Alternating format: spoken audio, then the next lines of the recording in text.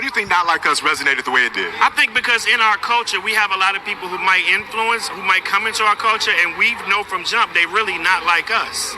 But we different. We control cool, and it ain't cool until we do it. So that's just the vibe, man. Couple of y'all looking at the screen like, who the hell is this? That's Mad Skills, man. Shout out to my people that really know about the culture. You know who Mad Skills is, man. He the one that do the yearly wrap up or whatever. He don't do it no more. Anyway, this is his view on this. We also got other Black Americans speaking about what they feel about the whole performance. Let's get right into it, man, because they rioting on here. They getting a little rowdy on here. I think that's why it stuck with people the way it did.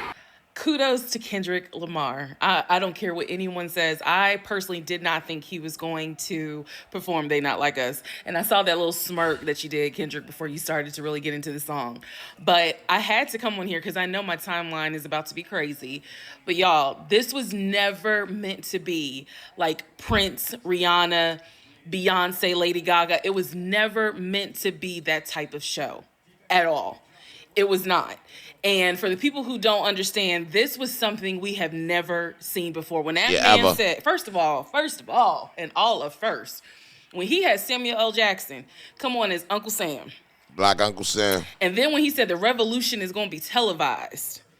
Like, this was a message. This was unapologetically Black in its most beautiful form.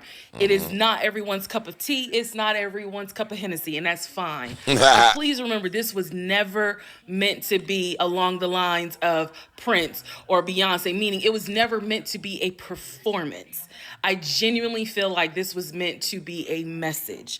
This was something, like, my mind is almost kind of blown because you just typically do not see this. And kudos, Kendrick Lamar. I know he probably ain't gonna see it, but his cousin's baby mama's second nephew, twice removed uncle may see this. Someone tell Kendrick Lamar, kudos. Because he knows. That was a powerful show he put on. And I'm not even gonna sit up here and act like I know all his music. I don't. But I know a message when I see one. That's the deep part. A lot of the people that have been speaking have not really been Kendrick fans. I feel like if you ain't been a fan since like Section 80, then you really don't understand. But you still could have caught on around, at least by Damn. I feel like at least by Damn. Good Kid, Mad City is a part of that. My favorite is Damn. Damn and Good Kid, Mad City. I don't think he's ever did the album that could ever replace those two. But yeah, that's my personal opinion. And that, ladies and gentlemen, was a message. Some people will get it, some people won't. But that was never meant to be, this amazing, oh my God, so entertaining halftime performance. It was never even meant to be that. I mean, of course it was. And I love that he stayed true to who he is in that show. Kendrick's entire performance was poetry. Everything from the way that he started the performance to the way that he ended it. He started it alone. He ended it with an army of people. And then everything in between was the story of how he got from one point to another. The triangle, the circle, the X, and the rectangle, it was all like, it was a game console. He was playing the game, but in the same way that in this system, we are the lives that they are playing with. They are trying to control us. Performance started off with very distinct groups. In the first group, they were all on the rectangle. And the more that he moved from one area to another, he was gathering more and more people. And every time he was gathering more people, there was like, the flashing of the lights, and people would kind of like, they would run. It was an attempt to assemble, and then of course it was unsuccessful, and so the people scattered. Then he went into the X, and 3 out of the 4 points of the X, there were people in there, but they weren't together. They were divided until he came in, and then he was able to like bring them all together and bring them out of the X. And those people that were there, they're mostly... I want to know who put this together. Like, that's the person, the real champion. Like, the person who visually put it together. I think I seen somebody on IG who said that they did it, but I want to get a video up here that kind of shows who put it together and the behind the scenes, and what was the vision and how did they get to that point? Because that was an impeccable show. Like dressed in white, and they had their faces covered. Haven't fully flushed that part out. And then he went to where? He went to the Triangle to meet Solana, SZA. But on the way there, did you guys see how he had a line of women behind him and they were kind of just like strutting, but the way that they were moving was like a snake charmer. It's almost like it's supposed to be the part where we are captivated, we are entranced, it's alluring, it's like putting us into a spell almost to kind of be like, look over here, don't look over there. And it was exactly that. She did exactly what she was supposed to do. They were moving like a snake. And then once you pan out, you saw all these people. Where did those people come from? And then he came on to the middle of the circle, him and Solana, of course, and they were singing All of the Stars, and that in and of itself, I didn't even think about that. A lot of like that. imagery for us to, draw from. The beginning of All the Stars was very army-like. It was almost like an assembly line, the way that everybody was like walking in uniform, they were organized and they were moving as one body, very fluid. You saw more and more people coming from, different directions, and they were flooding the console. They were taking over. I never thought about it like this. No longer being controlled by the game. And I also love that in the beginning, I would like to think, when they were coming out of the car, it was a lot of, the men were red, white, and blue. They were quite disorganized, and you could say that they were still divided. But when the women came out of the car, you could see like they were having conversations behind him, and they quickly assembled and they got into gear. They were able to organize very quickly and become like one unified body. I truly believe that was Kendrick's like nod to Black women and how they're often on the front lines of this type of work, and this was him acknowledging that. The men came out first. They came out first and they came out loud, and they took up space, but they weren't organized, they weren't unified. They were, they were still divided. They were white, red, and blue. Whereas the women, they all came out as red. And that's why I say Kendrick Lamar's performance was absolutely poetry. Because from beginning to an end, it told a story. Even with Samuel L. Jackson, being Uncle Sam, of course, it's very obvious. And him saying, deduct one life. It can't get any more clear than that. It's like he's spelling it out for us so that we could understand. All it takes is one individual to wake up and question the system and say, actually, why do I have to? Why do I have to play this game? Yeah. And then slowly you see that everybody else starts to also start questioning. I actually wrote a poem about this. But people start also, questioning the system. Why are we doing this? And soon you realize that one voice, that one person, Kendrick, in this performance, was later able to create an army of people just because he spoke out. But it's a direct representation of our life. The system makes us feel like we have no autonomy, that we have no power as an individual, and they want to keep us divided. But the minute that we realize that we as individuals have power, game over. Now look, I'm not here to tell Matt Gaetz what to tweet or what not to tweet, but this is what he chose to post during the Super Bowl halftime show. The halftime show you just watched is clearly the regime's response to Trump's historic gains with Black men. The halftime show featured Kendrick Lamar, whose famous line in a song is a minor. If you're Matt Gaetz, I would probably sit this one out. Kendrick Lamar's halftime performance addresses respectability politics in a way. I feel like everybody wants to hear everybody's perspective, but if you were not a fan, it kind of throws us off. It's like me speaking about Metallica or Nirvana and never heard about them but this one performance and trying to speak for the culture. I can't. I can speak as a perspective, but my perspective is going to be tainted if I've never really known about the artist. That America views Black culture. First, let's start by looking at Uncle Sam. Uncle Sam interrupts Kendrick Lamar every few songs. The first couple of songs are seen as too rowdy or too this or too that. Essentially, this is what the raw, unfiltered version of Black culture looks like. Those songs represent a form of untamed Blackness. And you have Uncle Sam encouraging Kendrick Lamar to play the game. I specifically want to point out Man at the Garden because one lyric in there that I feel like perfectly encapsulates his performance is, do you want the famous me or the dangerous me? His softer songs like All the Stars get Uncle Sam's approval. This softer, more relaxed song that still was very impactful, especially because it was in Black Panther and it meant something to Black people, was still not as not as aggressive as his songs like All Right or Not Like Us. So essentially, Kendrick Lamar playing the game is really supposed to be staying within the lines of what America deems to be an acceptable version of Blackness. Not even just Kendrick Lamar, but all of us. Whether you're in the art world or the corporate world, we all know what it's like to have to suppress. See, this is, I love hearing people's perspective because I didn't think like this either. Certain aspects of our black identity just to be successful or just to be accepted, which is why the "you want the famous me or the dangerous me" line is so significant, because the famous Kendrick Lamar is the widely accepted version of Kendrick Lamar, the one that's seen as non-threatening, but the dangerous him is when he's creating songs that represent blackness in its rawest form but is seen as a threat. Kendrick Lamar teasing "Not Like Us" and then finally deciding to play it is basically him being like, look, I don't care what y'all say, I don't care what restrictions y'all try to put me under. Is she lagging a little bit? I'm going to show black culture as it is. Okay. I'm going to represent it as it is, and I'm not going to fall in line with whatever y'all want me to do. And him saying, okay, respect your view, sis, but yeah, you lagging a little bit. I don't know why you lagging.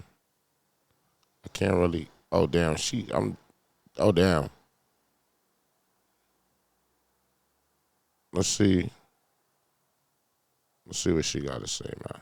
Recently, I got to realize like this is the first time a ruling president of the US to attend the Super Bowl, and I'm like, oh really? Because I thought it was like a big thing in America, but the fact that he's the first president to attend, yeah, quite interesting. And then he attends with everything that he's been doing, or actually everything that he is doing in that country, and being put in a place where they are singing a song that is kind of throwing him in the face, like, you are not like us. Guys, we all know what the song or the message was sending. It was really about, calling out people in positions of different, places, to know that people are watching and people know what is going on. And this is why people talk about, or black people are always talking about, like, we need representation in terms of music. Like, even in African culture, like, music always like sent message to us to understand something, or to keep codes, or to like send like various kind of knowledge to people. So when we sometimes come out and say like the musicians that we have sometimes today in terms of any genre, the things they sing about don't really sometimes make sense. Okay, it's okay to sing about love and money and all that, yeah, it makes sense. That's deep. But sometimes it's good to have someone that sings about things that matter. Like this song, they are not like us, guys. You can't tell me nothing. Like it just like brings you up, and the message just speaks for itself, like clear. Like there are things that need to be changed. Some people are not even meant to be in your life. Like we need to like change things. Like it is a very very empowering song, especially to black people. So the fact that it was sung in the face of the person that is doing the most to American people impressed. And the team that he was ruling for was beaten, even like cherries on the top. Is it cherries on top? Like cherries on top of the cake? Guys, you know what I mean? And I do agree with the people that were saying this was not the time for like... Oh, that's crazy. You got an African woman talking like, yo, this has affected the country. This was the time for Kendrick Lamar to sing this song, because in this time of chaos of today, with the world and where it's going, with everything that is unfolding, the changes and all that, this song was very, very much needed. And I mean, in the time of Black History Month, you can't even make this up. Like this was the time for it. This was the time for it. Kendrick Lamar's Super Bowl halftime show was a masterclass of symbolism. Samuel L. Jackson as Uncle Sam wasn't random. Kendrick was setting the stage to call out America's system. Then he says the revolution is about to be televised. You picked the right time, but the wrong guy. A direct nod to Gil Scott-Heron, telling us that change is coming. Then the dancers moving counterclockwise showed time reversing. Wow. Undoing the system. Then they form an American flag during Humble, exposing the nation's contradictions. And Kendrick performing Not Like Us, a Drake diss right in front of Trump. That wasn't just about Drake. It was a message to those in power who manipulate and divide. Then game over being displayed wasn't the end of the show. That was Kendrick saying that the old system is done. How much you want to bet after Kendrick's performance? You're going to see a flux of white people in the comment section talking about it's the worst performance in history. Because you saw a bunch of black guys with locks on stage. How much you want to bet? Sucklers, where are you? Did y'all not tune into the Super Bowl? Did you not think that was propagandist? The red, white, and blue? The fact that he did it in front of the president? The fact that the message was very clear? Y'all don't think that was propaganda? What happened? Where y'all at? Getting the perm? Where are the videos at? Quickly. What kills me though is y'all are never impressed by anything. You didn't like Kendrick's halftime show. You didn't like Usher's last year. You didn't like Rihanna's the year before. You didn't like your West Coast one before. You didn't like the week. Y'all don't like anything. Oh, yeah, but 9 times out of 10, tomorrow morning. Nah, what he said is deep. That's why I don't listen to everybody's opinion. I listen to my opinion, you know what I'm saying? And I hear other people's opinion, and I take it in consideration. But, you know, sometimes people are just overly critical to the point where it's like nothing is good. Like, nobody like any performance that happened at the Super Bowl if you want to be technical. You know what I mean? If you want to be technical, there's really like no performance that people don't like. People always kicking in the back of the person that's performing. So, yeah, I agree with that, too. I definitely do. Let me bring this back. See what he said. Anything. You didn't like Kendrick's halftime show. Yeah, he's right. You didn't like Usher's last year. He's definitely right. You didn't like Rihanna's the year before. You didn't like your West Coast one before. You didn't like the week. Y'all don't like anything. Oh, yeah, but 9 times out of 10, tomorrow morning, it will be a whole controversy going on because it was too ghetto. It was too black. Even though he had motherfuckers in red, white, and blue, they're still going to find a way to make it seem like he was disrespecting American culture. Girl, fuck y'all and fuck American culture. I don't give a fuck. We only care about black culture over here, bitch. Oh, wait, I got a better word instead of saying too ghetto, too black, too woke. Yeah. It was just too woke. Especially if you peep, they threw up the black power fist. Oh, yeah. Girl, it's going to be... And by the way Samuel was saying, you know, too loud, too ghetto and all that, is that narrative that has always been pushed on black people, that we are too ghetto, we are too loud, we are too everything that is not ethical. When in terms of looking into everything, guys, the ones that are not ethical and the ones that are always taking over things that are not even theirs are the palm people. So all right. I want to speak on this part real quick. Yo, if you got to this part of the video, that means that you actually want to hear what I got to say. And I do have something deep that I want to say.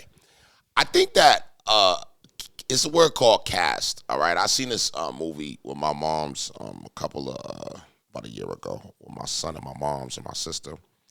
And it was about the caste system. And I think that a system that's put in play in a country where, you know, certain people are casted out and, you know, there's top levels, low levels, and then that's just the way that it, you know, it's just the way that it is.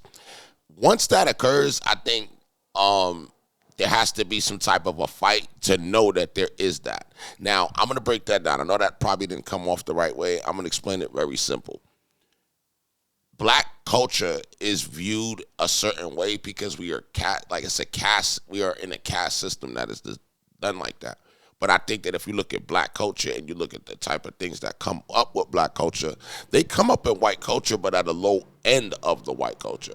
You understand what I'm saying? They come up in the Spanish culture, but at the low end of the Spanish culture. And that's kind of what that means. Culture is everything, you know, and when you live here in America, you really realize that race plays a major part. I don't think that it's really about racism. I just think that it's like a system. So if I've been teaching my kid, forget these people, my people are better, then that's how I feel. You know what I'm saying? And my kid is going to feel like that, and then so forth and so on. And then if you teach your kid not to hate nobody, then they won't. And that's exactly why my kid loves everybody and doesn't hate anybody. And that's why my family, we don't hate everybody, and I hope that you guys don't do the same. All right, let me know what you guys feel about the views on this video as well. Make sure y'all subscribe, hit the top bell. I got 3 other channels above my head, and I'll see you on the next one. I'm out of here.